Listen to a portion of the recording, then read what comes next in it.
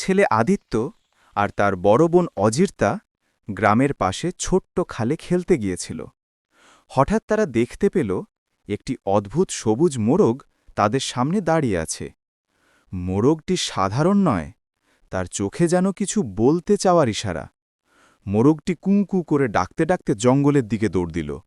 আদিত্য বলল, চলো, মনে হচ্ছে ও আমাদের কোথাও নিয়ে যেতে চাইছে। অজির্তা একটু ভয় পেলেও ভাইয়ের হাত ধরে পেছনে চলল।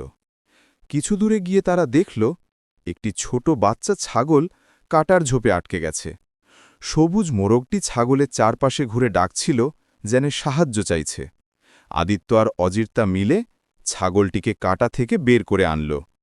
ছাগলটি মুক্ত হতেই সবুজ মোরগ আনন্দে ডানা মেলে বড় করে ডাক দিল। অজির্তা হাসল, মনে হয় ও আমাদের দায়িত্বশীল হতে শেখাতে এসেছে।